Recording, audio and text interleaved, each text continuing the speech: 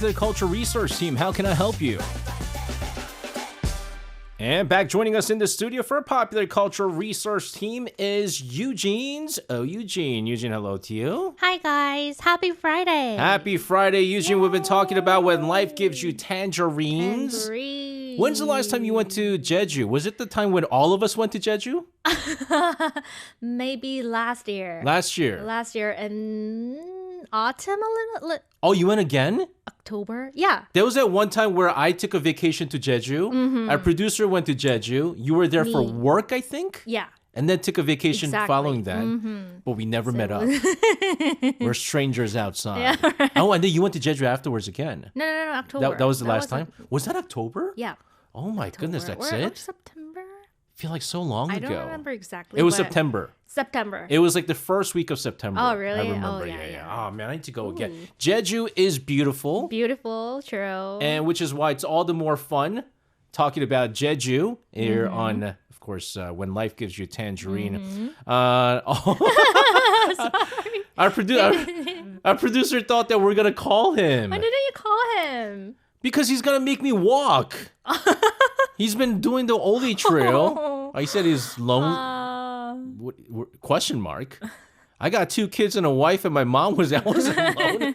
Last week we talked about so many different things: funeral culture, the gosa ritual, even social dance halls. But what kind of Korean culture are we exploring in the drama today? So we're diving into a new chapter this week. So up until now, we have talked about spring and summer in the drama, but now we're moving into autumn. So if spring and summer were mostly about Aesun and Kwanshik, autumn moves the focus to the next generation, Keumyeong, The daughter. their daughter. Yeah. So she was always the smart one, and eventually she gets into Seoul National University. So she leaves Jeju and moves to Seoul, starting her life as a college student living on her own. So today I want to talk about Keumyeong's Seoul life, especially what living alone looked like in Korea in the early 1990s. Man, this is crazy because like back in the days, it was almost rare for girls to be allowed to live on their own. But this is no choice because you're going from Jeju to Seoul. They had no choice. Chachi, we call it chachi, right? So I'm curious about that. College life in the 90s must have been very different from what it is now. Completely different. So when I saw Keumyeong's tiny room in the drama, it's like I was honestly shocked at how different it felt from today. So these days, most Korean college students who live off campus rent a small studio apartment called wondum or opistel. They usually live completely alone. But in the early 90s, most students lived in what we call hasuk, or boarding houses. Yeah. That means you rent just one room inside a family home. So you're not just renting space, you're sharing daily life with them. Like you might eat meals with the landlord's family, use the same bathroom, hear everything happening in the house. You see that kind of in another drama that we might talk about. Reply 1997, I think it is. Or 94. 94 and 97, I think both of them. And there, that's a hasukjip, where the boarding house, where they have a big house and all the students low rent, food provided. Right. And this was very common. You don't see that anymore, but I guess depending on the situation, it sounds very uncomfortable, right? Like living on your own. True. Family can be hard enough, but like complete strangers. Exactly. So privacy was very limited. So if you didn't have much money, you had to cook inside your room using a small portable gas burner. And so instant noodles like ramen were main food. So think about how different that is from now. Today, if you are hungry, you just open a delivery application and you can order literally anything like fried chicken, burgers, dessert, coffee, whatever you want. But back then, it was like, okay, how many packs of ramen do I have left? You know, this was, man. So when I first came to Korea, they didn't have delivery applications back then. Not at all. But also, I was a starving broadcaster. I wasn't making a whole lot of money, and also I didn't get paid in time for many of the time. There was this one time I didn't get paid for 2 months. Really? 2.5 months. And I was living monthly to monthly. Goodness. You know what I was doing? I was eating half of ramen. Half of You ramen? break half of the ramen, boil half with the half packet, In and the then morning they'll and then at night? and then at night. Wow. So that's how it was back then, even for me. But I lived in a one room though. Oh. I didn't live in a Boarding house. Maybe it would have been different. But what else was different back then? So one huge difference was heating. So most homes in Korea today use gas boilers or central heating. But until the early 1990s, many houses were still heated with coal briquettes called yeontan. Yep. So Korea has a traditional floor heating system called ondol, where heat goes under the floor. So unlike Western fireplaces that warm the air, ondol hits the entire floor from underneath. Right. But the fuel for that system used to be coal briquettes. But each briquette only burned for about 8 hours. So people had to wake up in the middle of the night to replace it. And if you saw stacks of coal briquettes outside someone's house, that actually meant they were relatively well off. But there was a serious risk. Yes. Okay. So a couple of things out there. You know you're super rich. There were some houses, I still remember this. There were some houses where they had a separate shack. Like a separate... not like a storage area. Oh, okay. Where they had only yeontan. Oh, wow. So they had like Yeontan room? stacks of like yeontan and stuff like that. And then every time they needed it, they'll just go in there and take some. They would always lock it too. Because sometimes someone people would steal steal it, it. Yes. right. But when you talked about the risk, I remember my dad telling me about this. Oh. He said he woke up one night, head just blasting like it was in pain. Carbon monoxide poisoning. Sometimes that right. happens, and this is extremely Right. dangerous. Yes, it really was. So in the drama, Keum-myung was exposed to carbon monoxide poisoning that wasn't exaggerated. It happened often back then. Yep. So if the briquette didn't burn properly, or if there were small cracks in the heating That's system, what it is. carbon monoxide could leak into the room. The scary part is that carbon monoxide is colorless and odorless. So you cannot see it, you cannot smell it. So the most dangerous scenario was during winter nights.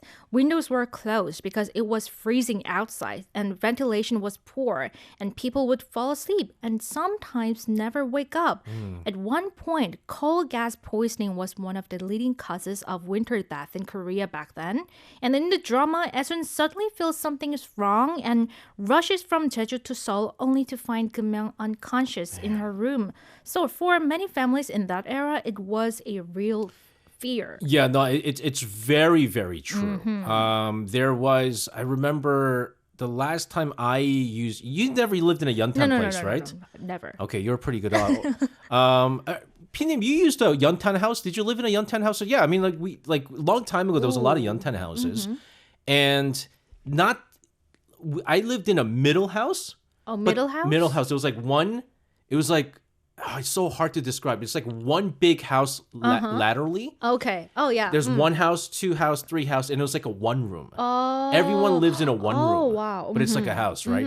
And every house had the yeontan system. And the next door, I remember still at this, like, I hear screaming, and then my like people goodness, it coming happened. out, and there was a carbon monoxide leak. And so it wasn't our house, but the next door. And then there was like two girls that lived there with their parents, and they were coming out. Oh, they were okay. So it was you have to be very lucky. Right. Sometimes people just sleep in, and they don't know anything, and then next you know they find them. That's right. When you get carbon monoxide poisoning, what happens is afterwards you're supposed to eat, 동치미? 동치미, yeah, right. 동치미 soup, right? The cold one, and it's supposed to help you out. But it happened a lot back in the days. True. Now, obviously, even though there are still places that use yeontan, it's very rare. Right. But this is terrifying, though. You know? True, it really is. So coal briquettes were the main source of household energy from the 1960s through the early 1990s, and over 90% of Korean households used them. But as Korea modernized, oil boilers and city gas systems replaced them. So today, only about 0.1% of households still use coal briquettes, and mostly in remote rural areas or among low-income families. Yeah, I mean, it's kind of crazy how they still have that, which is why during the winter time, people volunteer to do the yeontan. yeontan 봉사, Right, volunteer to give to this, the underprivileged. But it's now there's the oil boilers, which is expensive. Expensive. Gas is expensive too, but not as expensive as oil. And then if you go to my grandmother's house, it's a two system. It's one is run by gas, other run by wood. What? Yes, wood. Wow. So because So my 땔감. yes. So when they made this, they said, wait. So it's like kind of like a new house, but they thought maybe using only gas would cost too much because it's expensive during the winter time, right? So what she would do is there's a separate system where you put wood in there. That's called 아궁이, maybe, right? Not the 아궁이. It's not called an 아궁이, but there's like a system like an oven. It looks like an oven, and you put like firewood in there. But the only bad thing about that is you can't control the heat. Super hot. So it's just hot. And sometimes, you know how like if you go to like your 할머니's house, the floor, they cover it with like a vinyl padding. Oh, really? Yes. And pallet? No, not a pallet. And then like the floor would burn a little bit because it's so hot. But it's like nice and toasty. But toasty. But then like you would sleep and you wake up and you're like, oh my God. Because we're all sleeping on the floor. So there's different ways. Like in this countryside, even in the countryside, they try not to use yantan. Oh. You never experienced They all still of use this? this? What? Wood Wood? system? Yeah, my grandmother's house. Even though it's a relatively new house that they built like 10 years Even ago. today? Today. Oh. I want to experience that. So you want to experience it? Yeah. It's hot. It is hot. Let's just put it that way. But it's just to save the money. I don't know how much yantan is nowadays, but gas and oil is very, very expensive. Anyways, True. we'll continue to talk about other cultural aspects of this particular drama we're covering, When Life Gives You a Tangerine. And now we're already at a part where Kim Young is the daughter, is the college student. We got a lot to talk about. We talked about the boarding house. This is Kim Ji-soo singing Song of 8 Years Solitary Life, 자취 8년생의 노래. Man, that's crazy with this song because 자취 means to like live on your own, right?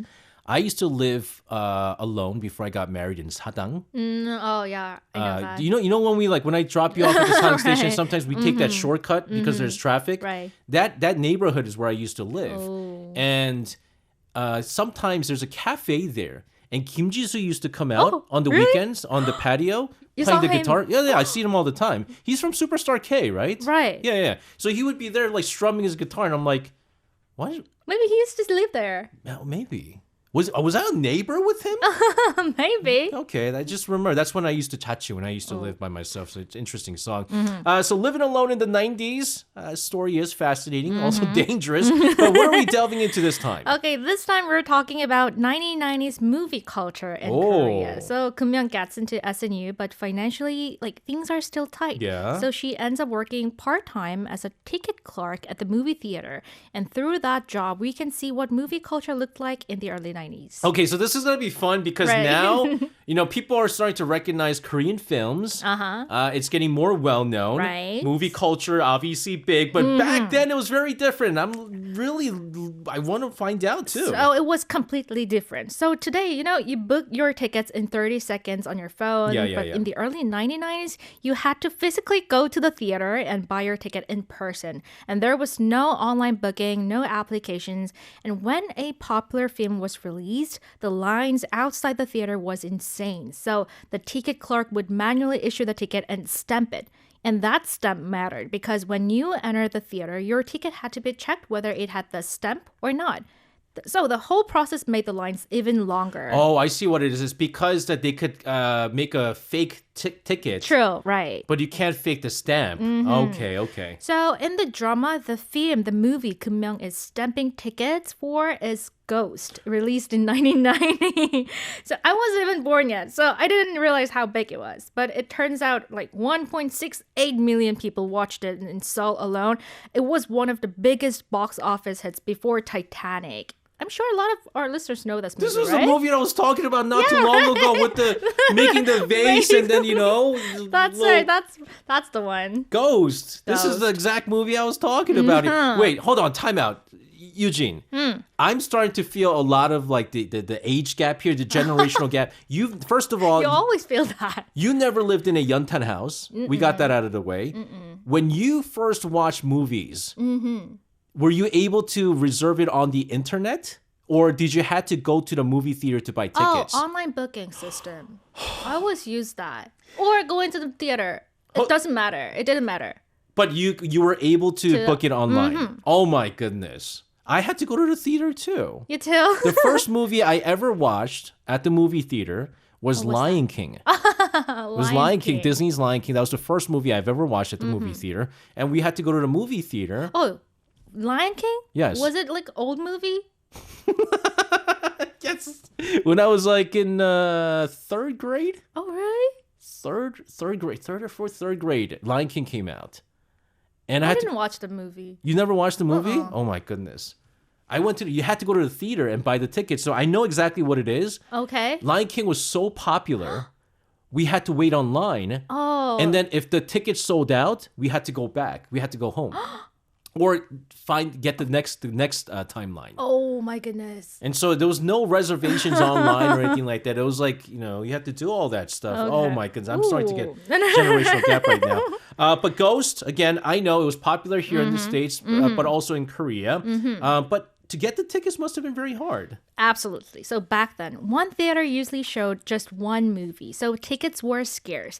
That's why ticket scalping was everywhere. For movies? So if you were standing at the end of a long line, someone might approach you and whisper like, need a ticket?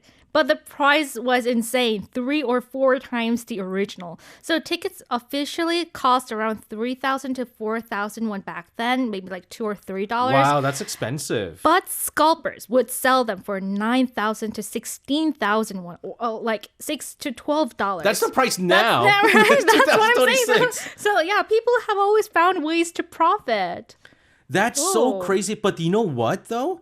I guess going to the movie theater was like a big deal because 3,000 to 4,000 back then, that's considered a lot. Because your minimum wage at that time must have been like 1,000 or less than 1,000 won. It must have been like 800 won to like 1,000 won. Yeah. Minimum wage per hour.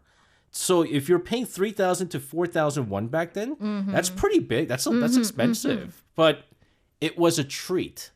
It was a treat for someone to be able to go to the movie theaters. Okay, so what if you couldn't get a seat then? So you would watch it standing. Oh my goodness, really? Standing tickets were common. So people would sit in the aisle or just stand through the movie. So today, that sounds like dangerous. Very dangerous. Back then, movies were such a big event that people didn't mind. So compare that to now, like recliner seats, luxury cinemas, and some theaters even have private rooms and the food like popcorn, hot dogs, sandwiches, tteokbokki, even jokbal and churros. So it's a different experience. Oh, no, yeah, definitely. There's ones with beds now. Yeah, that's right. Movie theaters back in the days, you were able to smoke. Oh my goodness, really? Yeah, and then so like what's funny is it's like, you know how they use the the projector to do the film and the lights are there? So you see smoke from the lights. Oh my goodness. And like I mean, I didn't live in the time where you're allowed to smoke inside the theaters. Like that's long time ago. Wow. But back then you were able to, because if you think about it, Yujin, I don't know if you know this, but did you know you were able to smoke in the planes long time ago? Planes? Airplanes. Long time ago? Yes. Wow, I can feel that generational gap here. And then also, like, what is it? Some old buses, you know, like the express bus? I know that. Express bus, you were able to smoke. So the old express buses still have the ashtray thing on the side. Really? Not anymore now. But loves. So people were too generous. No, yeah. back So like then. now, obviously, it's so much better now that you don't no smoke. It's a terrible thing. But I wonder though, like how are they able to promote movies back then without social media? Okay, so that's actually one of my favorite parts. So there was no YouTube, no Instagram ads, no TikTok as well. Yeah. Until the early 90s, many Korean theaters displayed like large hand-painted oil posters That's outside. right. There weren't printed photos. They were actual printings. And sometimes the actors didn't look exactly like themselves, No. so audiences would even laugh at how different the painted faces looked. And in the drama, Keun-myung's future husband, Chung-seop, is actually a theater science painter. Oh. Because theaters only showed one movie at a time, like these giant painted signs were both advertisement and art. And other promotion methods included newspaper ads and like attaching posters all over the city, but most importantly, word of mouth. If people said a movie was good, that was everything. And it's even more hilarious when they're trying to promote like Western movies because they weren't too used to painting Western people like and Caucasians and stuff like that. And so they look very different, right? So when you have like a movie like Ghost and you try to draw Patrick Swayze, it doesn't look like Patrick Swayze. And so they did it for a really long. I'm actually surprised that they still did it in like the 90s because this is something that they used to do even like back in the days, long time ago. So it really sounds like watching a movie back then was like a citywide event, right? It really was. And here's something that surprised me when I looked into it. So before the movie started, theaters showed a government promotional newsreel. So today we watch commercials or trailers before a film. But back then, you might see a government-produced news segment. What? So at certain times, the national anthem was even played before the movie and audiences would stand up to show respect. So it's amazing to think that just a few decades ago, going to the movies felt so different from what we experience today. Is that Tehan News? Really? Wow. I was surprised about this. This is... National anthem. No, because like, you know how, I don't know if they still do this, but like the first televised show, like if you listen to even like ARIRANG Radio at just before 7 a.m., 7 a.m. is when it starts, right? You hear the national anthem. Even like here at ARIRANG, and then you hear my voice and go, you're listening to ARIRANG Radio by blah, blah, blah, blah, with my crazy voice. And then... But in television too, they used to have the national anthem. 동해. And then you see like the pictures of like 독도, nature, the nature, and then the mountains and stuff like that. 백두산, when they say 백두산, and the 백두산 comes out. But I didn't know that they did it at the movie theaters. But our producer was saying when the national anthem comes out, everyone stands up. Gotta put the hand over the chest. That's wow, really? Wow. And then after it's begin, so there was no trail. There's no way that you could make trailers back then, you know? Not at all. So it'd be like, oh my goodness. Just painting. Paintings, but also like instead of trailers, they'll do news. Going like, this is happening in Korea, this is happening. And I'm sure like if it was like in the 70s and 80s, there was a lot of propaganda that was going on from like the governments and stuff like that. It's completely different now, ladies and gentlemen, obviously. And, you know, things are so much better as it is right now.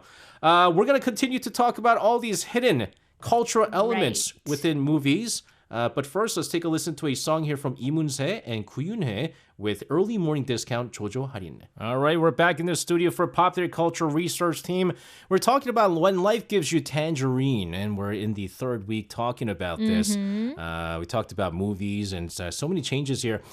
Curious as to what our final topic for today is going to be. Okay, so out of all the episodes, 금명 and 영범 상견례 scene was so impressive. So 상견례 is the first formal meeting before a wedding where the two families get together, share a meal, and officially introduce themselves. And also, 영범 is 금명's ex-boyfriend. So honestly, I think that scene shows everything about Korean wedding culture. In many Western countries, the usual flow is like two people decide to get married and then they introduce their families. But in Korea, traditionally, it's more like the starting point of a relationship between the two households. And sometimes it even feels like negotiation table, like where will the couple live? How big will be the wedding? So who will pay for what? So even small things like tone of voice, attitude, body language can become signals about what kind of family the other side is. And if someone thinks like, so we were disrespected or that family doesn't have manners, then the marriage can start to crack. So it could be like this, right? Let's say let's say like Yujin and I, we've been dating for a long time, but our parents have never met each other. And so we're sitting here, I'd be sitting here, and then you'll be sitting on the opposite side with your family. My mom and dad. And then Eugene's mom goes, so what house are you planning to live in? And then if I go, well, you know, we don't have that much money right now, so we're going to start off in a one room. And then she's going to go, and she's already unhappy now. The fact that I'm going to live in a one room with Eugene, that's already minus points. Right? And then my mom could be like, well, then, isn't it better for you since you don't have to fill the house as much? And then they're going to be like, I would much rather have like, you know, my daughter live in a big, comfortable home and things like that. That's crazy. That's uncomfortable. That's really uncomfortable, awkward. Right? And obviously through this, now, mind you, things are not like that as much anymore. No. It's very different. It's so different. We didn't really have a 상견례. Oh, really? Yeah. Because it was very difficult. Because my mom at the time was in America. My dad was in Korea. And then my in-laws, my mother-in-law, my father-in-law, they're divorced. Oh, got it. And then so I had to meet everyone. One by one? It was like a one-on-one kind of a thing. And so like, you can't really, I couldn't do it. That's harder. No, it was actually easier. Oh, really? It was much easier. Because then like no one, so on the day of the wedding was when our parents saw like her parents for the first time. And it was just like, it was just a little different. So you were talking about how it's Keun-myung's ex-boyfriend. So I'm guessing that meeting definitely didn't go smoothly. Not at all. So the moment that felt especially uncomfortable was when Youngbom's mother tells Keun-myung to serve the soup or ladle of rice water in front of Aesun and Kwan-sik, like Keun-myung's mom and dad. Yeah. So this scene reveals a lot about gender roles and hierarchy in traditional Korean marriage culture. Yeah. So for a long time, marriage in Korea wasn't seen as two people starting a new family. It was more like a woman entering the husband's family. So at 상견례 like this, there was often an unspoken expectation that the bride should appear polite, compliant, and good at managing housework, as a proof she could fit into the groom's family well. Oh, this is why. You know, I made I guess it was a mistake, I guess. No. No, what happened with me was, we went down to Daegu. Now it was time to meet my father-in-law. Okay. And I booked a nice 한식 restaurant, course meal, whatever. So it was him, my brother-in-law, me, and my wife. Right? Okay. And before the food comes in, what do? You set the spoon and the chopstick and things like that, right? Of course. So I did that. Oh. And then he looks at me and he goes, "Are you sure you're a Jeonju Lee?" And I was like, "What do you mean, are you sure I'm a Jeonju? Yeah, I'm a Jeonju Lee." I was like, "That's not very royal of you." I was like, "What are you talking about?" He's like, "A guy shouldn't be doing that." I was like, "Guy shouldn't be doing that." My wife was supposed to be doing that. And so he was upset that his daughter wasn't doing that and I was doing it. But I was like, as a father, wouldn't you like to see that your daughter will do less work and I'm helping out? I have no idea, but he's a very traditional guy. Oh, that makes sense. Yes. That makes sense. But that would be what would happen. Like, obviously, if let's say you were doing 상견례 and then your boyfriend goes, do the soup and give away your mom would not like that. Not at all. Absolutely not. And that's exactly, I think, what happened with the scene here. But how did, when it comes to the whole... Their family, like Keun-myung's family, yeah. Kwan-sik, Aesun. So Kwan-sik and Aesun just endured Youngbom family's rudeness. Oh my goodness. What's even more important is that even if the bride's parents felt upset, they were often expected to endure it quietly. Were they richer? No. The guys, Youngbom's wife. Yeah. Oh, okay. Yeah, see, that makes sense, see, right? see. So because there was always that fear, like, what if speaking up ruins my daughter's marriage? Yeah. So when Aesun holds back her anger, it's not about her personality. It reflects the structure of that era, where the bride side often carried the emotional burden. But it's also because usually the louder household, family, is the one with the more money. Right. So because Youngbom's family, that's why I was asking if Youngbom's family's rich. His dad was like politician or something. Oh my goodness. But we know that Aesun and Kwan-sik, they were from Jeju and they were not so well off, right? And so we say 무시하다. You look down on them. Right. And this is exactly what it is. So also, Keun-myung was living in a small, not boarding house, right? But as far as I know, Youngbom was living in a big opistel. Like you. Not me. Like you. I'm living in a small opistel. Like you in an office No. So did the couple really break up after this 상견례? Yes, it happened. So, in fact, in drama, Keun-myung and Youngbom eventually call off the engagement. And that's because in Korea, marriage has not just been about two individuals. It's often about two families forming a long-term relationship.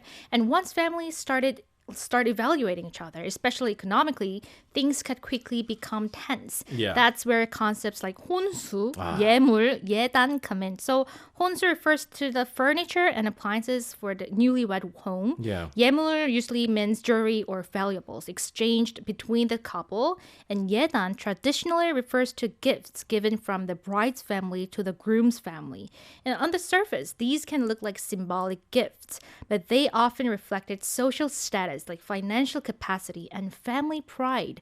So sometimes marriage could start feeling less like a romantic milestone and more like a transaction between families. That's the whole terminology you get. You marry the family. Marry the family. You don't just marry your husband and wife. You marry the family. True. And so when I got married, this was cool because, you know, we knew that at the time for me, I wasn't doing that well. Uh-huh. And my wife was working as a nurse and she wasn't getting paid that much. And so both families decided we weren't going to do any of that stuff. Oh. None of that stuff. That's a good choice, I think. And she also lived with me at the time. So like we already had all the stuff. And so like I think our father-in-law gave her some money and we changed like the refrigerator, put in like a new table and things like that. But we didn't do big things. But people still do this very quickly. People still do this kind of, but now things are less. But like marriage in Korea, like might sound really heavy, but if you had to summarize the Korean wedding culture, like how would you put it? So if I had to simplify, I would say this. Traditional Korean marriage culture has been more family-centered, sometimes even society-centered. Yeah. Of course, families matter everywhere, but in Korea, roles like daughter-in-law or son-in-law came with very specific expectations. And there's also the concept of saving face. Oh, yeah. So weddings were not just private events. They can feel like the public representations of family identity. There's a saying that says, I know Yujin made a very good point. When you get married, it's not a celebration of the husband and the wife, but it's like a 가족 축제, right? So it's like a family event. And so they really want it and stuff like that. Oh my goodness. True. All right, Eugene, fun stuff here. We really got to look into relationship, weddings, and all sorts of stuff. But have a wonderful rest of your week, and we'll see you again next week. Thank you. See you next Friday. Bye.